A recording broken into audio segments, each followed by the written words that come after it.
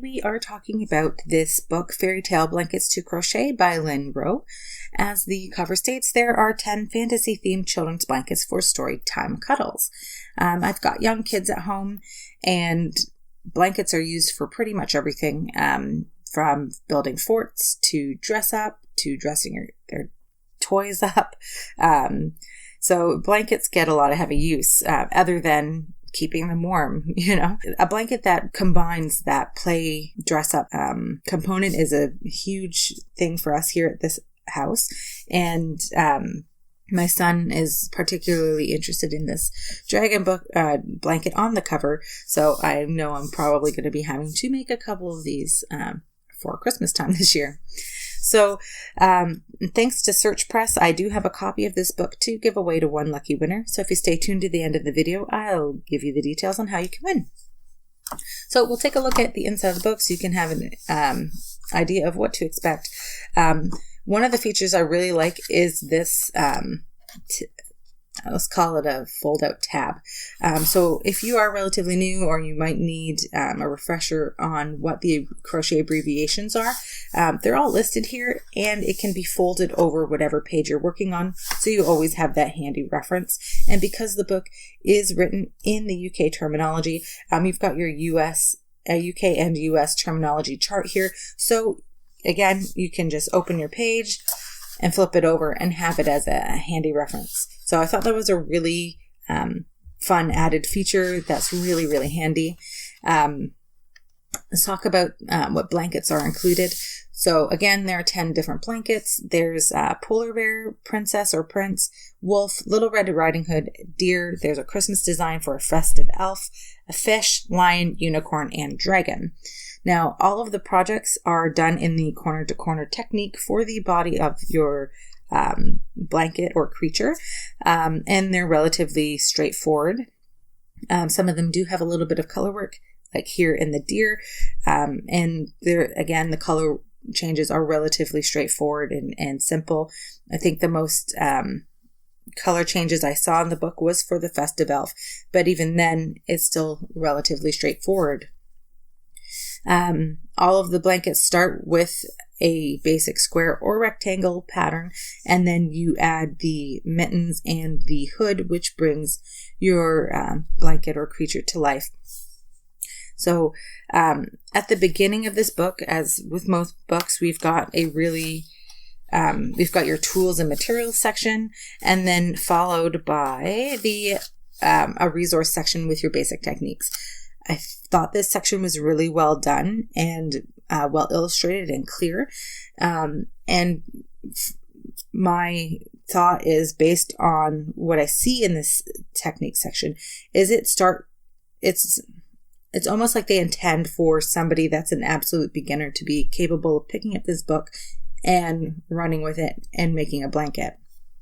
Because they start from something as basic as a slip knot, how to do a chain, and all your basic stitches. I think that these designs would be fitted for maybe an adventurous beginner who already knows how to do your double crochet and maybe has tried the corner-to-corner technique. But I think that the resource section is clear enough that you should be capable of probably picking it up if you are somebody that learns from the pictures and written text and not just video. Throughout the resource section, there are these little tip boxes, which I thought were handy and really help further the learning. Really well done. Can't say that enough. And again, this is written in the UK technique, so it says double crochet, UK technique, UK terminology. So it says double crochet here, but they are illustrating how to do a single crochet stitch. So let's look at some of the designs here. This is your polar bear. And I should mention that each design has an accompanying garland pattern, so you can decorate the storytime area or your child's room to match the blanket that you've created for them. So I thought that was a fun and whimsical addition, and really helps bring things to life for a child. Now, each blanket design comes with two different sizes, 2 to 4 and 5 to 7. which I think is really, really great, but also perfect because that's the generalized age group that would be interested in having something like this. So we've got the polar bear here, and then, yes, I'm using yarn as a bookmark because children take things. And then we have the deer, like just absolutely adorable. My daughter wants the unicorn in this book, but I really want to make her this one, so she might end up with two. This one comes with a pom-pom bunting, and just adorable. We have the unicorn here, which I imagine will be one of the more popular designs in the book for young children. And then we've got this really fun rainbow bunting to go along with it. And at the end here, we also have the dragon blanket, which is on the front, and it looks like dragon scales as the bunting. So just a really fun, whimsical book. All the blankets are made with chunky weight yarn, so they're going to work up relatively quickly, which I'm always a fan of. And if you've got multiple children in your life and you don't want to disappoint anyone by not being able to make them a blanket, since they're made with bulky weight yarn, you're probably going to be able to get several of these done if you start relatively early.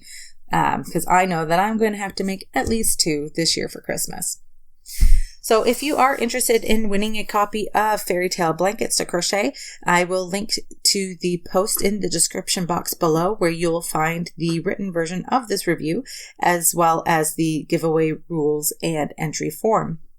If you have any comments or questions, or if you've tried this book and tried some of the patterns, let me know in the comment section below. I always love to hear your experiences as well. And thanks so much again for watching. Happy hooking, and I'll see you next time.